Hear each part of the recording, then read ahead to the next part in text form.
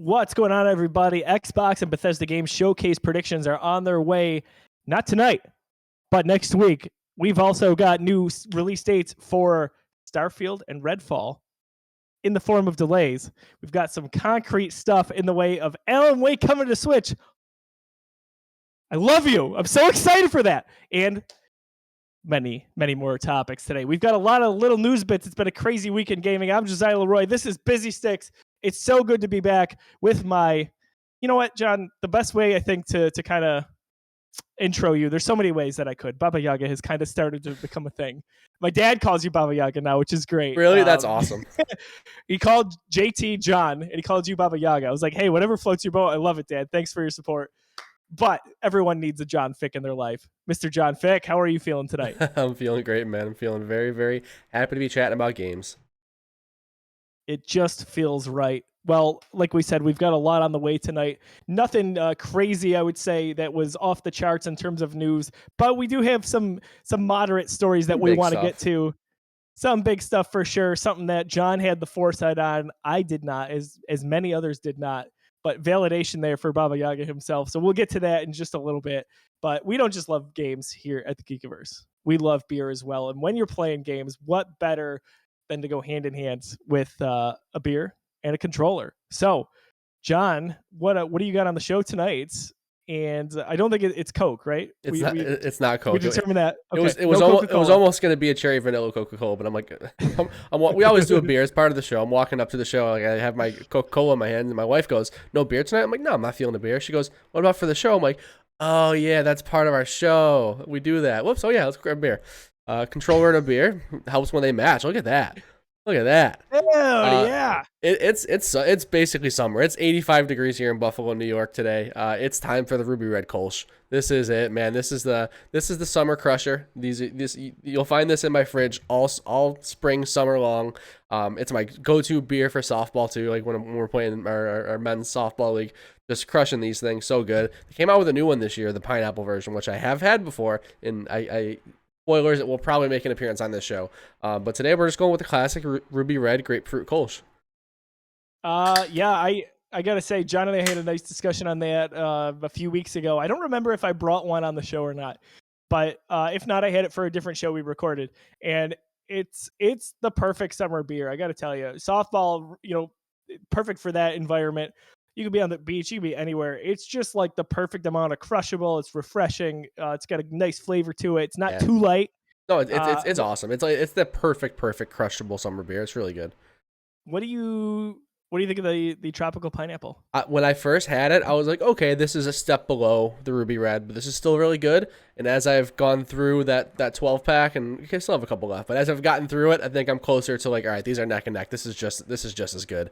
It's different. There's almost more of a, which sounds very weird. There's almost more of a beer taste to it. Like this like a lot of sour beer and Kolsch's don't really taste like beer anymore. They're just overly sweet and overly sour. Yeah. That's just kind of the way they do a lot of that stuff. This one has like a hearty wheat taste at the end. So like it just took a little bit to get used to coming from the Kolsch, or the Ruby Red Kolsch, which really doesn't have too much of that. But I think I think I'm getting closer to this tropical pineapple is just as good as the grapefruit Ruby Red. I think I'm almost there with you. I've really enjoyed it so far. As soon as I heard that was a thing, I was like, when's it coming to consumers? When's Wegmans getting their hands on it? Yep. And I think it was last week. And we were in town, I should say. And I was like, Lauren, we got to go to consumers. And sure enough, I went into the one on Transit in Amherst area, and they had like essentially just a pile of them. It wasn't an end stand. Yeah, it was a mountain. That's my consumers. That's the go-to for us. And they weren't like running low, but they had clearly gone through a lot when you compared it to the Ruby that was right next to it. So I kind of like got really excited when I walked in, but there were a few people there. So there were two people from consumers that were working, and then there was a lady that was like sampling Blackbird cider, and they all just looked at me. So I tried not to look like, oh, it's there. I did this a little bit. I walked up to it slowly. I like pretended to look at it for a second, and then I just walked around the store, and then I went to the counter. I don't know why I did that. That's so funny. For a second, I was like, I just don't want to be too excited, but I was. So very sunny day in Buffalo, but back to the clouds here. Got a cloudy beer, of course. Got my hazy IPA from Thin Man. This one is called Find Your Cloud. Kind of a run-of-the-mill hazy IPA, excuse me, for them. 7.1, so it's got a decent kick to it. I would say it's very in line with some of the other hazy IPAs that if you've ever had them from Thin Man. They're relatively consistent, and to me, there's nothing wrong with that. So that is what I'm indulging in tonight. Now I'm thinking about Beautiful. the Ruby Kolsch. Let me tell you. And you know what? I'm always a beer glass guy, but with a Kolsch, it just doesn't feel right. There's something about this beer that just has to be drank out of the can, and I don't know what it is. It's just part of the experience. So I'm not pouring it tonight. It's summer, man. That's why. It's the accessibility. You don't take a glass to softball, no, right? You grab one out of the cooler, you crack it open, and it's just gone. Well, cheers to you, my man. Cheers, man. And I gotta say, you don't have a glass during softball. You definitely don't also have a glass while you're playing Bottle Bash with Tim Talbot. You should not have a glass. I've heard horror stories of that. Yes, there was blood. it got ugly, but oh, did I tell you I broke my my Avengers glass? Yeah, I broke it. I was washing it the other day, and it just slipped out of the hand. Those things are so thin that it shattered. But luckily, I have a backup. I have one sitting around still. The Iron Gauntlet one? Yeah, that one. Yeah, I have a backup. We got a Redbeard Remy in chat saying that we should be salesmen. They want to try these. Oh, and also thank you for the follow, Redbeard Remy. Appreciate that. Yeah, it's always good. Always good beer conversations here. Yeah, for sure. It's a passion of ours. That's for sure. John, show and tell. Do you have something for this week? Because I did not. I do. Yeah, I do have something for show and tell. So this is a cool one. This is timely as well. So this just came out last week, Tuesday or Wednesday. But this is Disrupting the Game by Reggie Fils-Aimé. So this, so if you don't know, Reggie Fils-Aimé is the former president of Nintendo of America. He was always on stage, had lots of input, and just huge up there in the Nintendo big dog land. And he retired 2020, maybe last year. He just recently retired from Nintendo and from games in general, and he just put out his first book. And I didn't really know what to expect with it. I picked it up. He's been doing a press tour, so I caught a few of the interviews that he did, and he kind of talked about it. He's been super candid about a lot of his time with Nintendo and some of the stuff that he's experienced in this press tour. So it's if you have any interest in Reggie and Nintendo, I highly recommend tracking down some of the interviews he's done because of this book.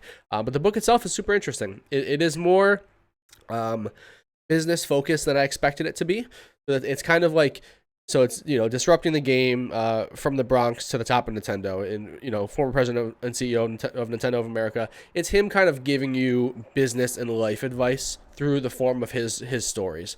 So I have found some of the advice to be very surface level. It's like, okay, try hard and you're gonna do well. And a lot of the lessons so far have been like, gotcha, interesting. A little bit of a stretch to call this a lesson, but the stories behind them are really cool. There's a lot. So far, I've gone through maybe 4 chapters, and 3 of the 4 have been about his time with Nintendo so far. So it's been interesting. There's a lot of cool stories to dig into, I'm sure, and I'm excited to report back when I've read more of it. But it's something interesting, different. Well, definitely appropriate that I've got my Buffalo Nintendo shirt on, seeing that is the show and tell. I think if you've been a fan of games anywhere in the last decade plus, Reggie is such a presence. And if you enjoyed watching E3 and other presentations, he was always a guy that you rooted for. And obviously he made a nice career for himself and continues to do so. So that's something I definitely want to get my hands on in the near future. So what's in your system? I gotta say, John, I'm still a little bit in my lull here. I know that's gonna end shortly. It always does after a few weeks. I'm kind of playing Lego Star Wars as well still, the Skywalker Saga. I am in the middle of episode 9, which is kind of fun to play through some of that stuff right now. So me and Daisy have been kind of blitzing through that any chance that we get. And that's it for me right now. I'm just kind of waiting to play a little bit more of that when the bug bites me, so to say. In a few weeks, we've got Sniper Elite coming to Game Pass, so that's going to be exciting for me. And then after that, we got The Quarry. So there's a few titles coming up here that I'm excited about. Yeah, less than a month now. Right. For me, what I will first what I'll say is I am craving something so bad right now, and I don't know what it is. I'm at that point where I want to be playing a game and I want to be invested in something. I just don't have the answer for it right now. I don't know. I want something like cinematic, something AAA, something like a Uncharted or Last of Us or something like that. Like that's what I'm craving right now. I just don't know where to look for it. So I'm working on that. But what I have been doing is sinking a ridiculous amount of time back into Pokemon Legends Arceus. I've been playing. I don't know what happened. All of a sudden, I'm like, you know what? I beat the game. I didn't complete the Pokedex, and I didn't catch Arceus, who's the god, like the title character. You have to catch every Pokemon in the game before you can catch him. I'm like, all right, let's see what that effort looks like. Well, there's 242 Pokemon in the game, and when I started this, I was maybe at like 130, 140, so I was like 100 behind. And that, I don't know if that sounds like a lot or not, but it is a lot of work to go through and to catch everything. I'll say, man, I've been having such a blast doing it though. It's so fun to just like, all right, where does this one spawn? Like, look into it and not spoil too much about it, because I still want to try to find a little bit about myself. But like, all right, where should I be looking? Night or day, stuff like that. And just being in this open world is really it's been a blast to get back to this game. I think I maybe jokingly said that it was my game of the year over Horizon. I don't know if that's a joke anymore at this point, man. I love this game. When I started getting back into it, I think my save had like 40 hours on it. I just saved before we started recording here, and I'm at like 62. I've put 22 hours into this game over the last like week and a half, just grinding, catching Pokemon. It's so much fun. This game's sick. Dude, that says a lot. You kind of ruined my what was going to be a little bit of a segue, but I was going to say I think I know what got you back into it. I think on TikTok you saw a gaming personality that is relatively well known talk about it as their game of the year. That was me. Yeah, no, again, I think when we recorded that TikTok, I said it just because you said Horizon, and I didn't want to give the same answer. So like, oh, what else have I played this year that I love? So I pulled that one out, and it's going to be an interesting conversation. There's a lot to come out still, and those two games I like quite a bit, but dude, I really am in that lull as well. Like, obviously I'm enjoying this and I'm putting a good amount of time into it, and I'm feeling satisfied playing it, but like, want something new. Like, I want a new, I don't know what it is. The Corey might be the answer, but again, that's still a month away, so we'll see. I was going to say, you were talking about cinematic, story driven, and I'm like, oh, that might be it for you. It's That'll not be quite, huge. the action adventure that Uncharted might be or Last of Us, but I don't know. I think that might be the one. I do want to get together when that happens, because I think that would be a blast to play as a group. Oh, absolutely. So yeah, if you're watching live at twitch.tv/thegeekiverse or watching back at youtube.com/thegeekiverse, listening on podcast services around the globe, we'd love to hear from you. What are you doing right now? It's kind of that springtime, getting into summer lull for a lot of us. I think last year at this time I was diving deep into Ratchet and Clank, and it's funny how all the what a difference a year can make. And Lego Star Wars just came out. It should be pounding hours into that thing. Not quite there yet. I gotta get there, man. I just gotta commit the time. I do want to play with Courtney, and I know the fact. I know I opened this door. I said we're gonna play this together, and now I can't. I'm not gonna be able to boot it up by myself, because she's immediately gonna say like, I thought that was our game, and like, you're right. You're absolutely right. I did say that. Yeah. So I don't know. We just need to like find the time. Every time we sit down, we end up just like throwing on a show or just kind of hanging out. So we really haven't had the urge to play, but I do want to get back to that. I totally feel that, and though I did not commit that to Daisy, I kind of feel like we need to see it through together. We're only a few story missions away from the end, and then I'll go back and 100% that thing. But yeah, almost through episode 9. So last episode we asked what for our question of the week. We don't have one for this week, but we want to talk about last week's.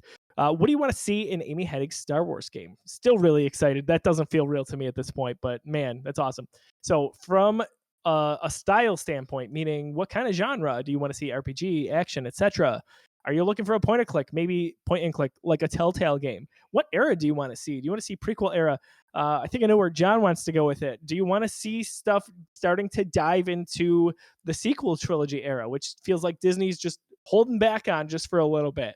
And then, what kind of character do you want to see at the front of it? I guess that kind of depends on what genre you're going to be asking for. All of this while I'm thinking in my head that in probably a few weeks' time, we are going to be seeing some Jedi Fallen Order 2 action, if not an outright announcement. So, John, any thoughts on the style, the era? What do you want from Amy's Star Wars game? I've got a lot of thoughts, and they branch and take me into different places. So it's not going to be like I'm not going to be able to give you a consistent, like cohesive one game that I'm looking for. But things that I do want from it, I want to be a Jedi. I was originally thinking like, oh, Poe Dameron game would be cool to follow that character, and we've only seen him in the three movies, and there's a little comic run too. But like to see Poe's story before the Resistance, or even during the Resistance, stuff like that would be really cool. But then I'm like, I really want to play.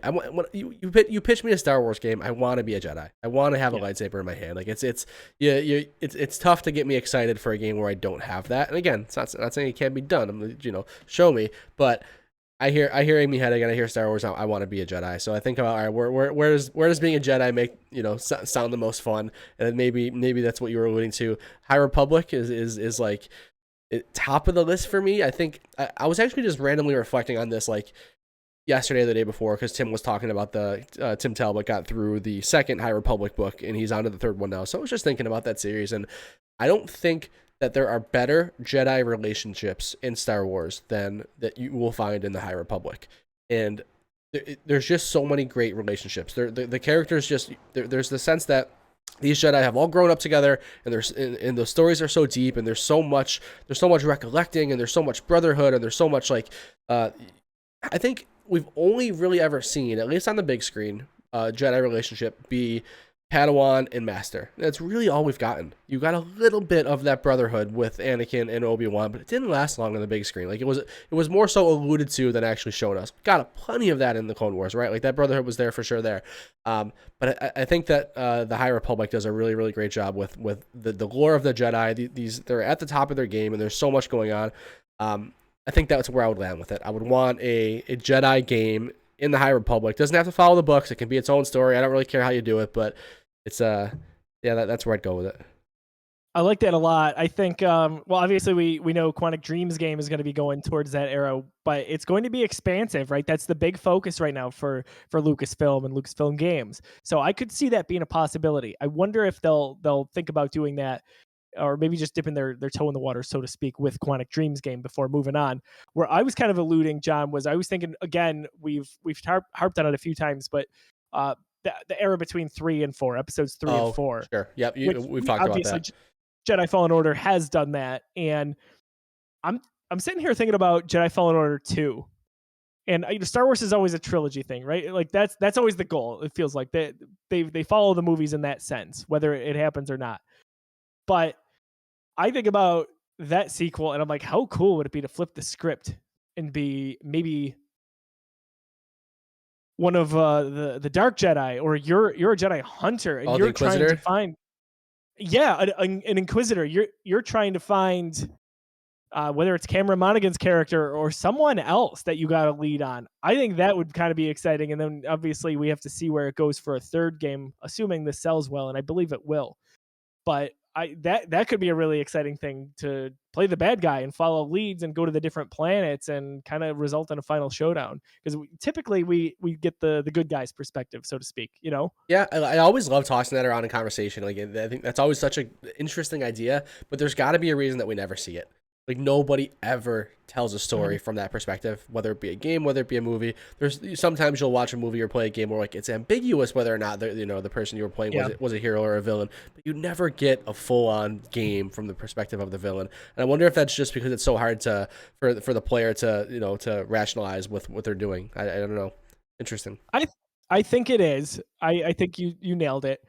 If I could get, I just got Jedi Fallen Order on the brain now. I'm thinking another cool pivot from a sequel. Obviously we could just go right into Cal Kestis and more Cameron Monaghan. That would be good enough for me.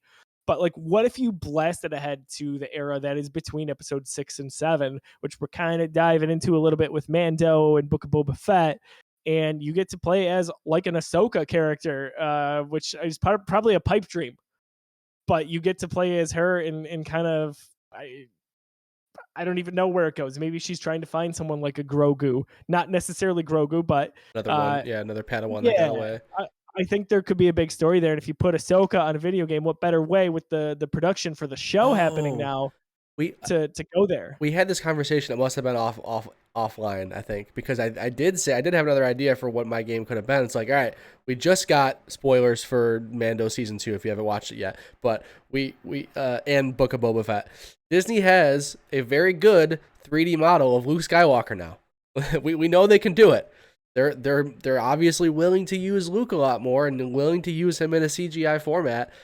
A Luke Skywalker game after Jedi? You kidding me?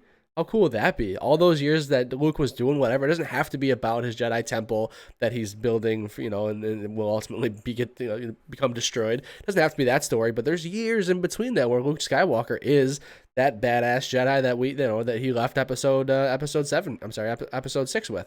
So that could be interesting, man. A Luke Skywalker game. Can you imagine part of that, like whether it's doing missions or really like putting the final nail in the coffin for the Empire? Because it doesn't end at Return of the Jedi, we find out, right? It goes on for a little bit, the remnants of the Empire, before eventually becoming the First Order. But maybe you're cleaning up some of that. Maybe the game leads up to an ending where you find Ahch-To, and it's like, oh my gosh, you're finding that first Jedi temple. Like, oh my gosh, dude, I think there's so much possibility there. I don't know that they do it. I feel like they'd be scared to. I think that I think I'm done saying that because of the fact of what they did it already. I was so on board with that. Like, all right, they're not going to do that. They're not going to do that. They're not going that far. But I don't know. Like ever since like Rogue One, where we got Leia and Tarkin, and then they've been doing it. I mean, even bringing Boba Fett back was kind of crazy in Mando when that first happened. So they're kind of going all in with giving people what they want and then bringing back those old characters. I think it's possible. I don't know if this is it. I just think it could be possible to see a Luke Skywalker game one day. How many relatively older fanboys and girls would it satisfy to get a Luke Skywalker game like that who didn't like Last Jedi? Right? Like, talk about a moneymaker right there. Even if it's a 5 or 6 hour cinematic story, like people would plunk down some money for that game. For sure. So to spin it all back, I guess where what I'd like to see in an Amy Hennig specific Star Wars game, I think action adventure. I think about her writing. There's some cinematic involved. You got to go to Uncharted with how you think about some of the gameplay. I would like a Dr. Aphra game. I don't know if you're totally aware of who she is, John, but Dr. Aphra essentially she's such an Amy Hennig character. So she has her own Marvel Star Wars comic series, but she originated from the first Darth Vader comic. He comes into contact with her. She's not really a bounty hunter. She kind of just does whatever the heck she wants, but she's got some personality to her and some fun, even with a guy like Darth Vader. And she's got awesome droids, which would be a really fun kind of counterpart to have in a video game. She's not a Jedi, so she is, she's fighting with a blaster. Anything that we find from an adventure standpoint seems like it would line up with her. I'd eventually love to see a Disney Plus series about her as well. Google or maybe read some of that series, and she comes to mind when I think about Amy Hennig for some reason. Interesting. Oh yeah, I'll have to look into that. I'm not familiar. Yeah, so I guess that would be my pick, and that would put it in the era right after A New Hope and before Empire, which is it's unexplored in video games. Marvel went deep on those in their comics between those two movies, and they started pivoting between Empire and Return of the Jedi. But I think there's a lot of potential there because we don't talk about a lot of what happened off screen during that trilogy, and that's something that kind of happened off screen and in between some of the movies. So almost like Shadows of the Empire back in the day, which was really popular. Awesome. John, we've got 6 bits here on the news items for us. That's I think a record, because typically we go after 1 or 2 big stories and then we fill in the rest of the time with other stuff. But got some bite-sized stuff to get to here. So I want to lead it off here. Alan Wake Remastered is officially headed to Nintendo Switch. And damn, am I excited. Even though I played the game when it came out on Xbox 360 10 years ago, even though I just bought the remaster and played it in the fall on Xbox Series X, I am ready for this. I'm going to buy it again. Don't care. Money's coming your way, Remedy. It's going to be great. That I don't believe we have any sort of release window on, but from IGN.com, Remedy creative director Sam Lake introduced the port during a video in which he also provided updates on Alan Wake 2 and a brand new Alan Wake TV show. Oh, give me all this. I'm a huge Alan Wake fan. Anyway, we talk about it all the time. The portability of the Switch is what makes this really attractive to me. If you go back, I want to say July 2018, I wrote an article on why this needs to come to Switch, and it's just happy times for me that this is all coming to fruition. So Alan Wake, now is your time to play it if you have not. Or I guess when it comes to the Switch is probably an even better time, let's be honest. We'll see what happens. I played it. Good time to play in October. It's perfect. Yeah, for sure. Also, not that there's a bad time per se, but it's spooky. Also, another game that's near and dear to me, Dead Space. So Dead Space Remake gets a release date and a load of new concept art. We're going to get a full reveal this Halloween, speaking of Halloween and horror. But again, from IGN.com, the brand new Dead Space Remake officially has a release date, with EA announcing during a stream that the updated version of the beloved survival horror game will be out January 27th, 2023. January has almost become an unofficial month for releases for some of these horror titles. Weird though. Resident Evil, yeah, right. Resident Evil 7 a few years ago came out there, and then a few that I'm forgetting came out in between in the subsequent years. But Dead Space, again, continues to impress me with the bite-sized things that we have seen for this remake. And it's a game that's long overdue to get back onto the AAA spotlight, in my opinion. I can't wait for it, and I really don't have to wait that long, which is super exciting. Yeah, that one I am more excited for sure. It is, since it's a full-on remake. It's not just a remaster. It's something that they're kind of coming at it again from a different angle. I'm interested to get involved with some Dead Space for the first time. I think Resident Evil 2 Remake is the game that paves the way for this because of how ambitious and how awesome that game was. The first one was beloved, right? Like how do you touch a classic like that? Well, they did it again. They remade it, and they remade it in such a way that brought people who traditionally were not Resident Evil fans, like myself, in for good. Yep. Yeah. Like that's the gateway game for me right there. And I think EA and crew saw, hey, they can do that. Why don't we take our time and do the right thing here with Dead Space instead of a port, which would be nothing at this point, or going into Dead Space 4. Now's the time for sure for that reboot. So good times ahead. John, we had a Pokemon Home update that you kind of wanted to elaborate on, if you wouldn't mind. Oh yes, so Pokemon Home, we're getting the update soon, so you can finally use Pokemon Home with the new game. So Pokemon Brilliant Diamond and Shining Pearl, along with Legends Arceus. So since those games have been out, you've not been able to transfer your Pokemon back and forth between, or even get Pokemon onto those games that didn't technically belong there because it didn't have Pokemon Home support. That is coming soon. So we've been waiting for that news. Nintendo dropped that today that it is coming soon. Does that mean this week? Does that mean June? Does that mean October? Who knows with Nintendo? They just say soon, but I'm very excited for that. I said that I'm currently chipping away and trying to catch every Pokemon so I can get Arceus. That would be a huge help for me to be able to just connect my Pokemon Home and transfer some of the ones that I already have caught. Kind of cheating, but which is kind of the reason I think Nintendo doesn't add Pokemon Home support for these games right when they launch, because part of the fun is being able to explore the different regions of the game and catch all the Pokemon. And if you can just link up your Pokemon Home account and transfer everything over, and all of a sudden check. It's like when when Spider-Man Remastered came to PS5 and we just booted it up and just imported our save and got the instant platinum trophy. It's like that with Pokemon, right? Like the trophies in Pokemon are catching the Pokemon, so you just you're cheating yourself a little bit if you do that, but there's some that are going to be kind of a pain, and I'm like, I would love to just transfer that over. So that's it. That's coming soon. Big news. Yeah, I think it makes sense, and I think you're right. I think that's why Nintendo typically doesn't like to do that. But you know what? Leave it up to the players. Give us that option. Yeah, for sure. But Nintendo likes to they do like to give you what they think you want. They march to a different beat, that's for sure. All right, another release that hits home for me. Gotham Knights in the news this week, but for different reasons than you might anticipate. So the game is only coming to what is now current gen systems. That means PS5, Xbox Series X and S, and PC. From Polygon. In a news release announcing a new gameplay trailer for Gotham Knights, which I have not watched yet. Crazy, I know. WBIE said, to provide players with the best possible gameplay experience, the game will release on PS5, Xbox Series X and S, and PC, and will not be available for PS4 or Xbox One consoles. The game is slated for release on October 25th after being delayed out of 2021. The game was announced in August 2020. This is not bad. To get an announcement and then have it released just shy of 2 years later. Sometimes that doesn't happen in this day and age. But for this, John, we're kind of seeing a shift now. I'm sure some of this is pandemic related. but we're not getting the PS4 or Xbox One versions. We're getting a pretty accessible version on the Series S. Right. And we're seeing Xbox Series X start to become more readily available. So, what do you think about this? Are we going to start to see more of a shift towards current gen systems at this point, or do you think that's going to be delayed for another few years? I think so, and I hope so. And I don't say that, obviously it's a point of privilege to be able to have both consoles, and and to get lucky enough to be able to buy both of those. I mean, there's a lot of people that want the PS5 right now that still can't find one, right?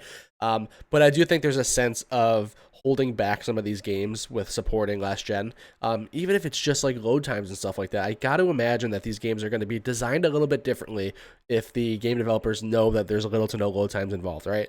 So like you just think of games like Jedi Fallen Order or like a Tomb Raider where you're just walking in between a wall for 15 seconds because you know that on the other side of that wall they're loading up the next portion of the level. Well, with these SSDs and these new consoles, you don't have to worry about that. So I'm glad to see a game come out and not support last gen, just because I think they're doing it for good reasons. It means that their game is at a point where it's not going to run well on last gen. And look at it from that aspect. It's probably a good thing that they're not, they made that decision. Look at what happened with Cyberpunk. That game should have never launched. Again, that's tough to say because that came out even before next gen, or like right around the same time next gen launched, right? Right after, yeah. Right after, right? So that would have been impossible for them to just launch on next gen. There's only a handful of those consoles out there, but that game didn't run well on last gen hardware. So if the game's not running well, like, what are we looking for? We're looking for them to dumb down their game so much that it can run on these older machines. Get it? The install base is out there. There's plenty of people who are still on those consoles, but got to be a cutoff point. I think pandemic obviously really changes things up, but in general, it's been the longest time so far that Microsoft and Sony have supported their last gen systems. This is kind of an outlier here with this game. Most games, even some of the big AAA PS5 exclusives, have come to both PS5 and PS4. I'm 100% with you on it, and I don't mean to sound like, I wanted to just run better on my system because I was able to get my hands on one. Series X, you can get. Series S has been around. PS5 is a different story. But you can get a next-gen system right now, provided you can afford it. There's also that factor, I understand. But from an availability standpoint, it's there.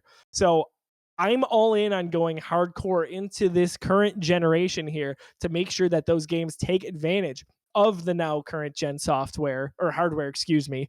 And I think it's time. And I think maybe we'll see a few more stragglers than we would have seen prior with other generations, but I would not be surprised if even next year we're still getting some games that are coming to both systems that have already been announced. I think it's going to be a while. I think you're going to see there might be a chance that is just kind of ubiquitous with this generation, that there will always be games coming out, because again, at the end of the day, they're relatively slight upgrades, right? Like the software and stuff like that, especially from the Xbox side, like it's the same ecosystem. It is literally just better hardware. So two ways to look at it. Like, if your game can run on last gen, put it out for last gen. Like, if you can scale, if you make a game and it's to the point and the specifications that you want it to be, and it can run well on PS4 and Xbox One, of course put it out, right? But if the lack of horsepower is holding you back from what you want to do, and we're getting games that aren't being fully visualized, well, that's when it's like, all right, you got to make that decision. So we'll see. It's going to be interesting to see in 3 or 4 years what the landscape looks like with this. For sure. And at this point, a developer or publisher could decide, like WB, to delay that game only to have it on last gen systems. There might be enough of an install base where they feel comfortable with just moving it forward with the PS5 and the Series X and S systems. So it's going to be interesting to see where that development goes in the next few years. But this is one of the big first AAA games that is being held back after having previously been announced. So we'll see what that looks like. Next item on the list is probably the most intriguing of the entire list to me. And this is the rumor that the Xbox streaming stick will reportedly launch in the next 12 months. So from Gizmodo, Microsoft could soon remove the biggest barrier standing between gamers and its popular Xbox cloud gaming service. The company will reportedly release a streaming stick described by VentureBeat as possibly resembling an Amazon Fire Stick or Roku-like puck that would remove the need to buy a console, a barrier to entry that has been particularly tricky to overcome during the ongoing chip supply shortages. So on the flip side here, maybe these systems are not as accessible as we'd like them to be. Microsoft is trying to, this was always, in my opinion, and I think yours, John, the end game for Microsoft. If you want a big shiny console and you want to put that on your TV and have that horsepower, you go ahead and do that. But we are launching with Game Pass, especially, and all these studios that they have been buying. We are going towards a streaming future. And if true, which we assume it is at this point, this is an exciting item that's going to be headed our way. Yeah, I'm so interested to see how this pans out. I mean, don't forget when we were talking about the next gen rumors, there was a rumor that the Xbox, what is now the Xbox Series S, was going to be this streaming only box. It was called Project Scarlet, and people thought it was going to be a streaming only, maybe like a $99 counterpart to the Xbox Series X. So this thought and this rumor has been around for quite a while. I think it's inevitable, right? Why wouldn't they do that? I mean, they're gonna sell a ton of these things, and the biggest thing is how well does xCloud work? Is this really sustainable? Is it worth it? Like, is it worth it for somebody to buy this hypothetical Xbox streaming stick to realistically play video games on it all day, every day? You know, spend your recreational time playing video games and have that be your primary box, or lack of a box, right? So it's interesting. It's something that we've been chatting about. I had the idea, like it stems from seeing the story, because like that, imagine that's the only thing in your living room is this Xbox little puck here. How good is xCloud? I'm challenging myself right now to give it a test run. I have Xbox, I have Game Pass Ultimate, so I have access to xCloud. I'm gonna be messing with it. You're gonna hear back from. I'm gonna play some games on it. I'm gonna see if I can like find a small game and go like beginning to end. I'm gonna test it on my iPad. I'm gonna test. Actually, that's another thing. Another story that kind of ties into this, that Fortnite just came back to iOS technically because of Game Pass, and it supports touchscreen controls, which is crazy.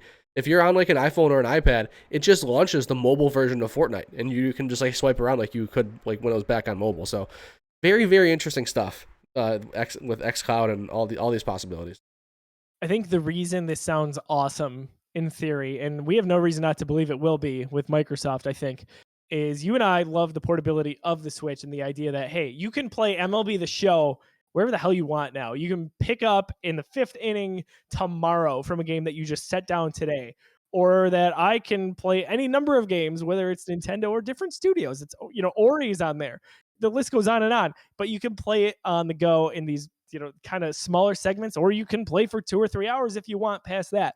I love the idea that the Xbox Game Puck, or whatever we're going to call it, Game Puck would be awesome. Game Puck, oh yeah, that'd be cool. I'd be into that.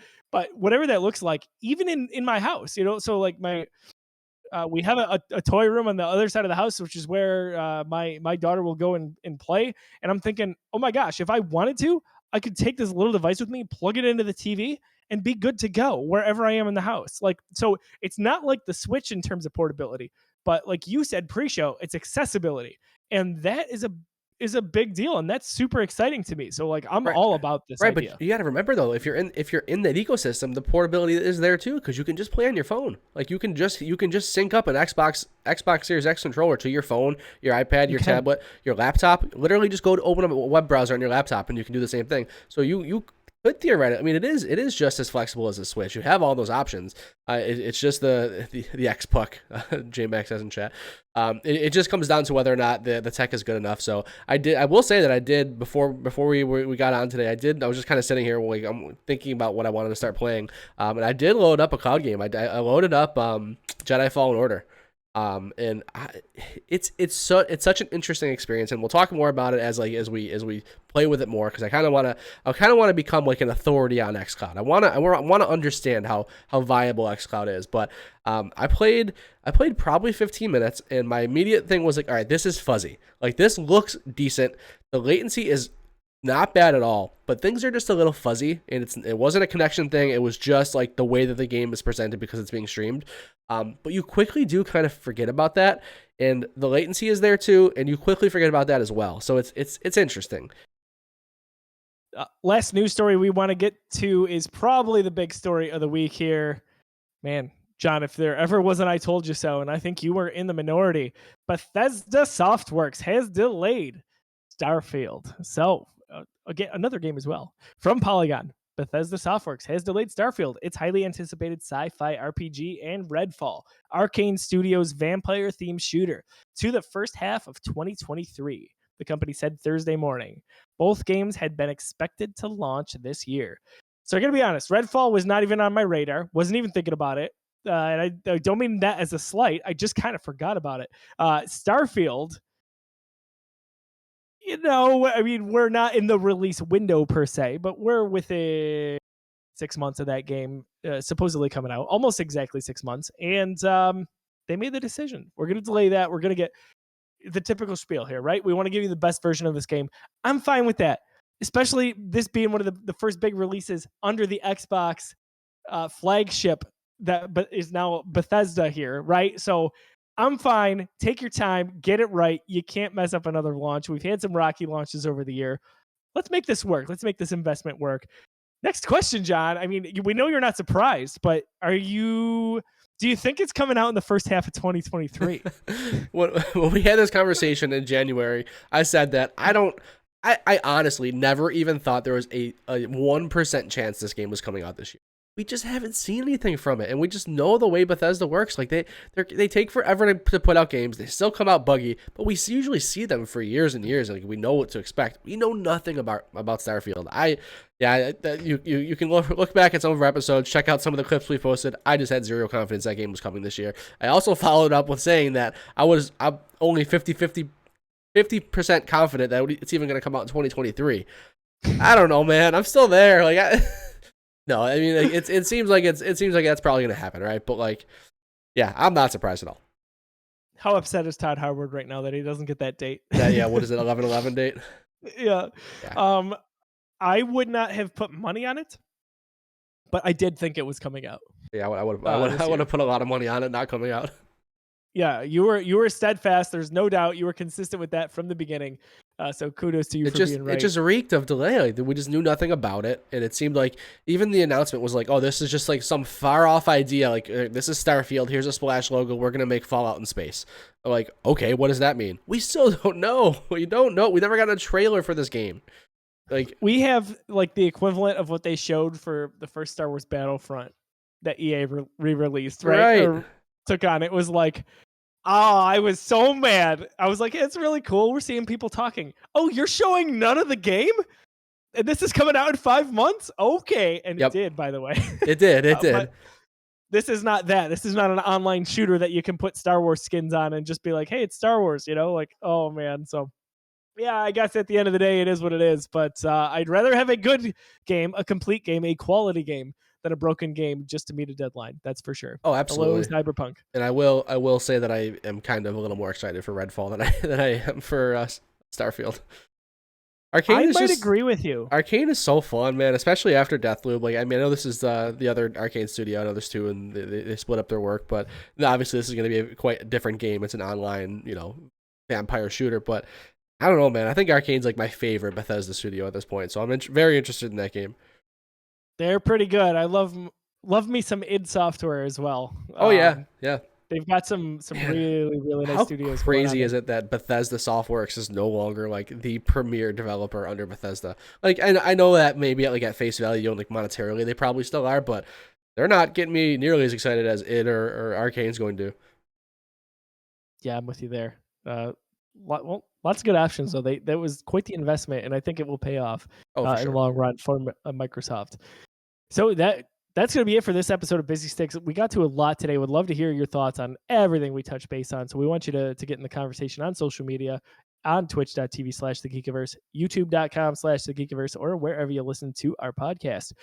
Stick around if you are on the live stream. In just a little bit, we are going to be joined by our good buddy Tim Talbot, and we're going to talk Solo, a Star Wars story. We're going to be we're almost at the end of Star Wars Reviewed here. It's been a crazy journey, and it's exciting. It's bittersweet. Can't wait to lay down some opinions on Solo.